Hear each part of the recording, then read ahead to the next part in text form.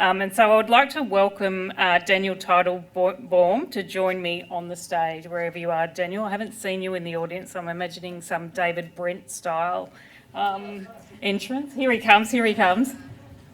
So those of you who joined us last year will remember that Daniel was also here at CIC 2021. And so he's back this year thanks to the COVID gods, but also by popular demand, because he was one of the highlights last year.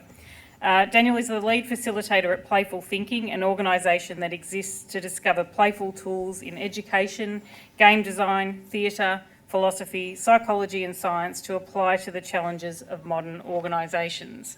He studied philosophy, law and theatre studies. I don't know anyone with that combo. At Monash University. He's a radio broadcaster on 3RRR for those of us here in Melbourne or who stream it online. He's a great community station and features weekly on ABC 774 Afternoons with Jacinta Parsons. Daniel is also a comedy cabaret performer, an associate teacher of design at Monash University, chair of the board of for Tiny Nonprofit, an organisation dedicated to project-led advocacy for sustainable living and dignified housing for all Australians. He's a close friend of our community, and I would like to thank him for dropping everything to get here today and assure we can push on without breaking stride too much. Now, I'm just going to be one more second, Daniel, because I want to set the scene for your presentation. So I'd like you all to cast your minds back to March 2020, if that's possible, in the fog and haze that we've all gone through. And I know it feels like a lifetime ago. So if you can remember back to then, there was a bit of a horror of what was about to become the coronavirus pandemic was slowly starting to emerge. We weren't quite there yet. We started to hear promises from various governments and guarantees of help. Sadly, many discovered when you tried to access that help, it was tricky. A lot of people ended up pulling their hair out. And a lot of us who've worked in the community sector or around the community sector for years know that there's nothing new in that. Government systems for accessing support are often pretty tricky. So Professor O'Flynn, who was going to be here today, was going to talk about these problems. And when we were thinking about what to do in her absence, we thought, well, we still need to talk about these problems because we want to hear about all of you here and you at home about what drives you bananas in government delivery of services. We want to know the biggest issues you see in the government systems you interact with each day, or those that you administer. In fact, some of you may.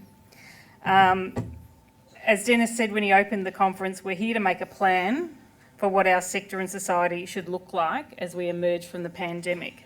So let's start listing our demands. We're all mad as hell. Let's start putting it down. What do we want to burn down and start again?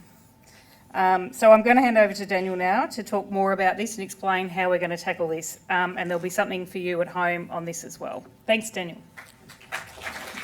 Thank you. Thank you so much, Kathy. Thank you, Dennis, and thank you, Maureen, and the whole CIC team for having me here today. And thank you to you for coming and being here in person and online to participate. So we're going to be confronting the big challenges of our time. I'll say very, very briefly who I am. Long-winded bio was plenty, but I run Playful Thinking, and the idea is that I want to find ways to improve our lives as adults, and I found that play and playful methodologies are really the best way to really address everything from work to relationships to creativity to leadership. All of the things we confront in our adult lives have a solution in play. So I won't say more, but if we look to art and design, we can find methods in creativity and innovation. In performing arts, we can find a way to present and be confident and develop all of our leadership skills. Philosophy is great for strategy. I won't go through all of these. Science and education for learning and development and motivation. And we've just heard the importance of education. And I'll actually add to that that part of an economic inequality also leads to a deficit in playtime for early childhood. And that also, I guess, redoubles the disadvantage as we get older. And all of these in games as well. So this is what I look into to find solutions to address all of the things I mentioned earlier. Last time I was here, and it was a great privilege, and I can't believe I'm back. I think I prayed harder than you, Kathy, and that's why it happened. The first thing I wanted to convince you of is that play is deeply intertwined with all of human life, and it is. I can't prove it to you right now.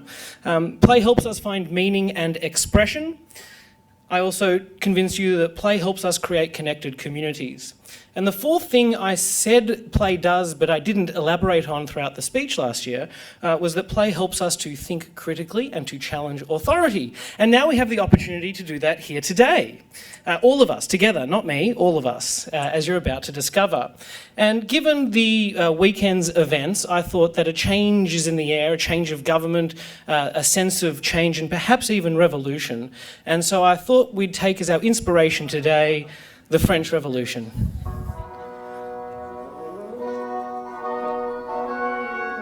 It was meant to be much grander, an audio cue.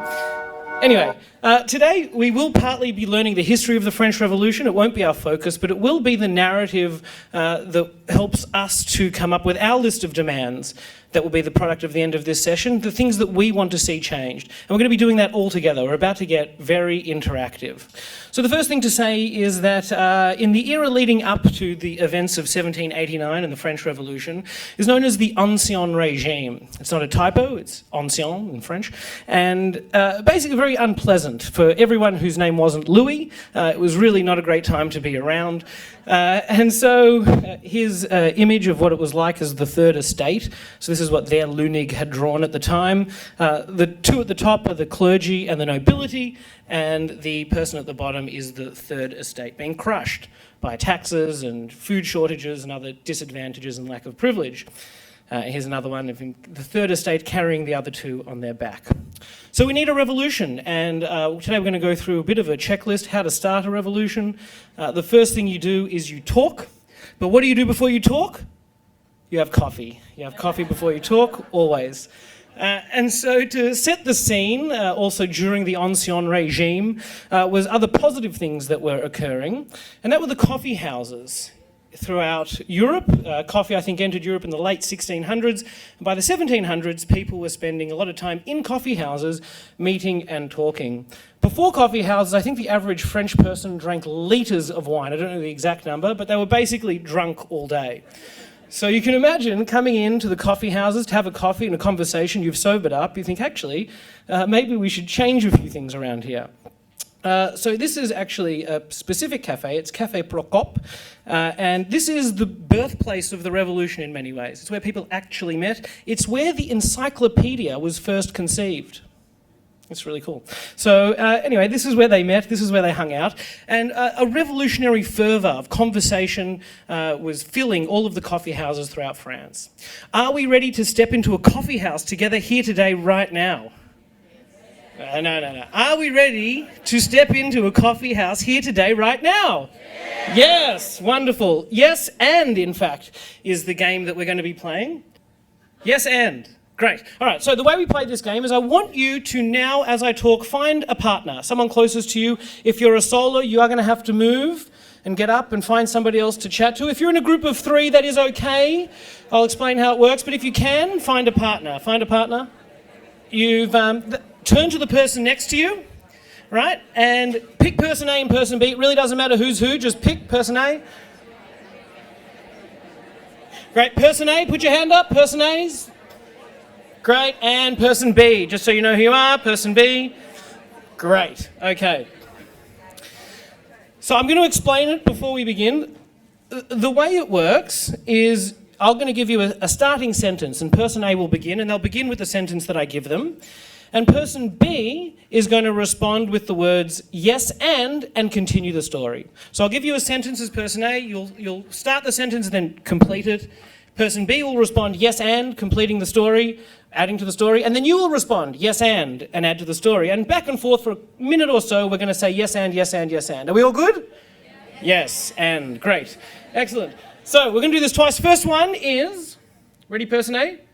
Remember when we went to Hawaii and, I picked Hawaii on purpose, Hawaii and, you told the story, yes and, yes and. Ready, set, go. Thank you very much. All right, good. Was that fun? Was that interesting? Did you have a good time? Yes, great. All right, our next our next one is now we've warmed up, is much more on topic, but now that you've got the creative juices flowing, we're going to get into the next one. I just want to, for this one, don't rush. I know that we're improving, we're backing and forthing, but don't rush too much. You can have a little bit of time to think and have a slower conversation, but keep it moving. The other thing I want to say before we do this one is I'll count us down. Once I show you the sentence, I'll read it to you so you know it. And then I'll count us down, and person A's, maybe we can all start at once, just in case it happens in unison. If not, doesn't matter, keep your conversations going, but let's see. So the question, or the statement is, I'll tell you one thing that really drives me bananas about the government and their systems. And then you're going to finish the sentence, and it'll be yes, and you back and forth as you free flow about the things that annoy you and frustrate you and upset you about government and their systems. Are we ready? All right, person A, get ready. 3, 2, 1. I'll tell you one thing that really drives me bananas about the government and their systems. Go ahead. I hope we're starting to feel a sense of revolutionary fervour, perhaps. Yeah? Okay. So the next thing we do, we've done talking. The next thing you need to do in order to start a revolution is to think. And so one thing that was also occurring in the lead up to 1789 was the Enlightenment. And to summarise that enormous period of time with lots of thinkers, everybody was kind of just saying, hang on a sec, let's have another think about that for everything. So that was the Enlightenment. And some of its great thinkers, this is Voltaire, who defends your right to say things even if he doesn't agree with you, also around at the time of the Revolution. Another person was the Abbé Sieyès, who wrote a pamphlet called What is the Third Estate? And in it provided a sense of collective identity to the 27 million people that made up the Third Estate in France. And so it started to galvanise their revolutionary spirit and gave them a sense of direction. What we're going to do now is do something that the enlightened thinkers used to do, which is just to sit for a moment with our own thoughts and to have a think about what we would like to demand from our government. What are the things that you'd like to see change?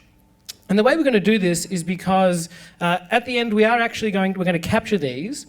And so you're going to take a moment to think. You're going to complete this sentence. We, the people of the community sector, demand. And you'll see there are QR codes on your tables everywhere. There should be a couple. You can share them around. If you scan that QR code, you might be able to scan it from here, you will find the form where you can answer that question. We, the people of the community sector, demand. And so you can put it in there, you can write on your own piece of paper and then translate it into there. And we are collecting all of these for a purpose, which I'll reveal at the end.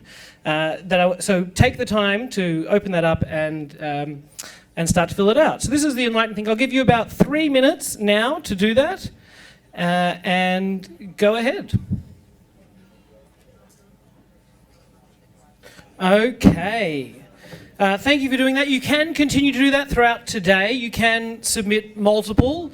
If you're still on your phone not doing that, you don't have to be on your phone anymore. You can put them away. And we'll continue the story of the French Revolution. And so 1788 was a terrible year. There was extreme famine. The price of bread had raised to about 50% of the working class wage. 50% on bread is what they were spending. Extreme shortages. And so Louis was also bankrupt. The whole of the kingdom was bankrupt, and so he needed to raise more taxes. And back then, in order to do that, you had to call what was called the Estates General. And the Estates General is where the three tiers of society, the clergy, the nobility, and the third estate, got together to have a vote. And the way it worked was there were about 130,000 clergy in the first estate. They got one vote. There were about 350,000 nobility in the second estate. They got one vote. There are 27 million in the third estate who also got one vote. Yeah, and so they didn't like that. They'd been drinking coffee, talking and thinking for a century, so they thought, no, this isn't good. Instead, we're going to call our own National Assembly. We're going to go across to the tennis court on the other side of the road, and we're going to declare that we will meet and continue to meet until we have seen a change in this country. And so the third thing that we do after we think and we talk is that we meet. And we're going to do that now, but we're going to do that in a particular way. And the way we're going to do that is we're going to do that using the Books of Grievances, or Cahiers de Doléances. And from March until May in 1789, once the Estates General was called, there was this period of national survey. And basically they went around to all the towns and villages and asked people to put together lists of things that they demanded from their king, from the Estates General, what they wanted to see resolved. And so what we're going to do right now is we're going to gather, as they once did, to write our books of grievances. And so each table is its own town hall. If you are at a table of 3 or less people, you will have to, like they did if they were in rural villages, go to the nearest town to participate in the writing of the books of grievances. All right, so if you'd like to do that, now's the perfect time to get up and find another table, a small table of 2 or 3, so that you have enough people there. And then I'll explain how they work. Yeah, I know, exactly. Very, very true. And this is how we're going to do it. So take a bit of explanation, and then I'm going to leave you to your own devices. So the first is I need you to choose an emissary. For each group there'll be an emissary. The qualities of an emissary, I'll go through what an emissary does. You're going to choose a scribe and everybody else is a citizen, okay? If you are chosen as the emissary, you are facilitating your village's democratic process. I'm just making sure you're responsible for things flowing, because I can't be at every table. Keep order, a reasonable pace, and an eye on the scribe as citizens share their grievances. So as the scribe, you're going to capture the grievances, you're going to filter for similar grievances as you write them down if you want and tweak them. You can do a little bit of that kind of editing. And then let the emissary know if you need a moment, if you're struggling to write things down. But you've got big pieces of paper for the scribe on each table. If you're a citizen, you're going to share your grievance, you're going to share your passion. We're going to go around the table. You'll be brief and succinct if you can, and consider the scribe as you share so they can write it down, and you're commanded to feel a sense of revolutionary fervour. So citizens go around the table once you've got your emissary and your scribe, share your grievance, you can chat a little bit about it. We're going to have about 7 or 8 minutes, so you can go around the table, spend about 20 seconds on each, 30 seconds each person sharing their grievance. This is important to meet and hear each other, not just to write them down. Emissary will call on you and the scribe will keep record. Okay, any questions? No, fantastic. Go for it. Okay. We're butting up against lunch, so we don't have a long left, so we're going to get to the end of the revolution now. And we've done some thinking, we've done some talking, which we're still doing, which is great, but we'll slow it down now. And we've done some meeting. And so the Estates General was called, believe it or not, in asking for more votes. The Third Estate lost 2-1 in the voting. It's tight. So what do you do? Well, I mean, you know, we've done our best. Time to riot. This is the best thing that you do when all else fails. So to move very quickly through it, on the 14th of July, we know about the storming of the Bastille, which was, there were only 7 prisoners in the Bastille, so it wasn't that big a deal, but it was strategically very important. But 15,000 people in Paris is nothing. You need the peasant revolt. Peasants rioting all around the country, burning the houses of feudal lords and burning all their documents which gave them title to the land. It was very helpful. Then one of my favourite events in the whole of the revolution occurred in a single night. These are the nobility who are thrown off their noble clothes and are beating them, and they gave up all of their privileges as nobles and as feudals in what was called the Night of Patriotic Delirium. So that was on the 4th of August. And then nothing obviously really changes or happens until the women get involved. And yes, as we learnt on the weekend, didn't we? Correct. And so on the 5th of October in 1789, the King and Queen, Louis and Marie Antoinette, were hiding in Versailles, and the women, led actually by the fearsome fish market women, who were actually the leaders of this, we had 15,000 people at the storming of the Bastille. The women gathered and to the Versailles to demand change. By the morning they were at 20,000, and by that second day they were at 60,000 people, the largest gathering in one place, I think, throughout the revolution. And it was only then that the King and Queen were marched back to Paris.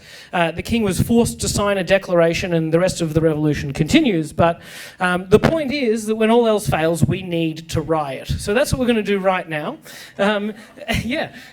It's You can't really play this online. It's not a work from home rioting, doesn't work like that. But in this room, the way we're going to riot is through a game called Rock, Paper, Riot, or Rock, Paper, Scissors. If you don't want to play, I should say, you can just stay where you are, stay seated, no stress whatsoever. If you do want to play, you're going to get up in a minute. It's the normal rules for Rock, Paper, Scissors. Here's a recap, in case you don't remember. You play anyone near you. Anyone that's closest to you, doesn't matter who. You're going to play them in one game of Rock, Paper, Scissors, which goes like this. 1, 2, 3. 1, 2, 3. Okay, that's official now. You're going to play anyone near you, and if you win, the loser becomes your revolutionary supporter, and they have to stand behind you chanting your name. So if I were to win, they would go, Daniel, Daniel, Daniel, until I fight my next competitor, and if I win again, I adopt all of their supporters until I gather a crowd, like in a riot, chanting my name. So supporters chant your name as you go looking for new conflicts. You play someone else and keep playing until we probably end up with two people one-on-one with a chorus of supporters behind them. Are we ready to riot? All right, stand up if you're playing Rock, Paper, Riot. And go for it.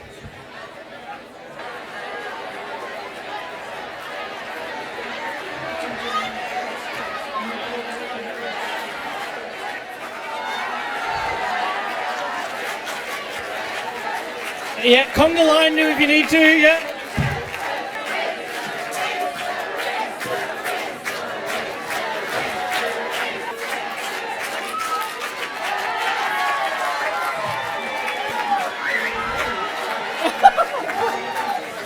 Do we have a winner? Yeah! Okay, well at this point I think it's just easiest to go to lunch than to sit back down, so lunchtime!